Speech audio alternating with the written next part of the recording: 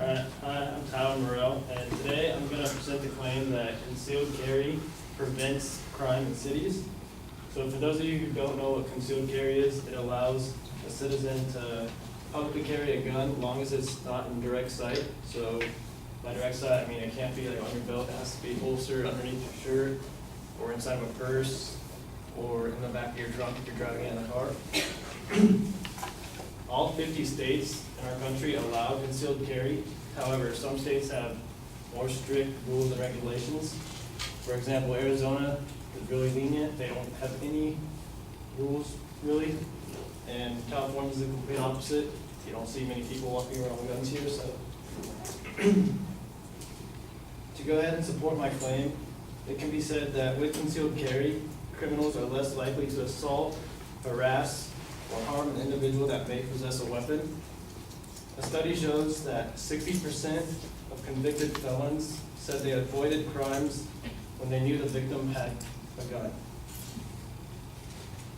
So another recent study also shows that a university, Valparaiso University, says that concealed carry reduced murders by 8%, rapes by 5%, assault by 7%, and robbery by 3% in areas surrounding their campus.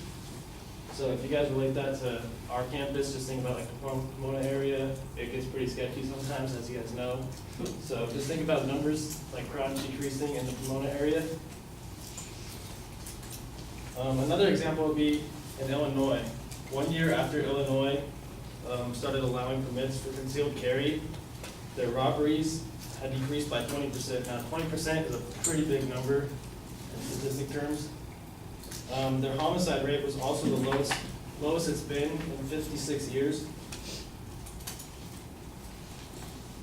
Now, allowing concealed carry also prevents crimes in that it allows people to protect themselves in spur of the moment type situations when like the police can't be there.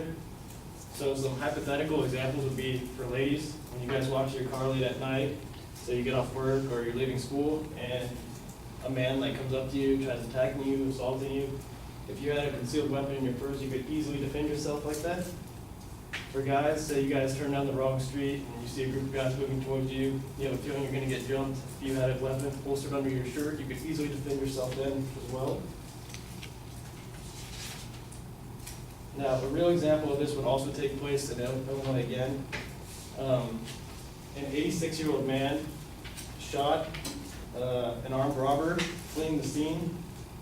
And by shooting him, he was able to injure him enough to where he was on the floor, and it provided the police to get to the scene and arrest him. Now, if the man wouldn't have shot the robber, he probably would have got away, and there wouldn't have been an arrest. So with all that being said, I truly support my claim in that concealed carry prevents crimes, and everyone should also support it. Thank you.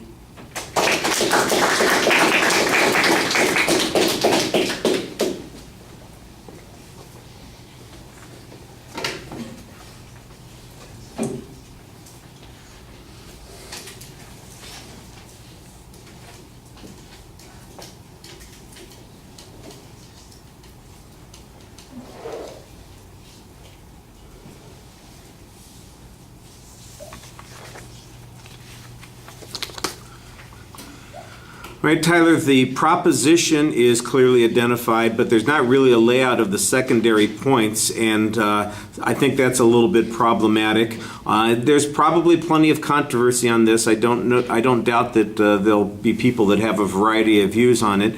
You start off with an explanation about the variety of ways in which concealed carry can apply, and you say all 50 states have it to some degree. Obviously, California is extremely limited. This would be a good place to have some data. In other words, I believe your description is probably accurate. You probably got that information from somewhere, and you ought to be citing it in the presentation. And there are a lot of places where we get the same sort of thing. For example, the data about Illinois and the number of crimes that went down, I didn't get a source citation on that, and I know the information came from someplace. I hope you're not just making it up out of whole cloth. So you need to make sure that you're citing your sources for the information.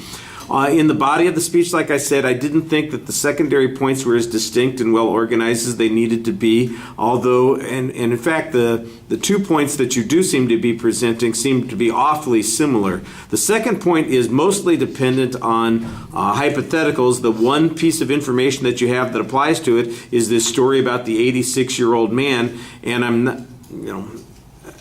as a basis for making a generalization, I think that that's a little problematic. I think you need something more substantive than that. You do a pretty good job speaking to the audience, but like I said, I think your conclusions are a little bit premature, and there's a lot more data out here that supports your position, and you need to be able to get that into the speech. All right, I'm going to stop here.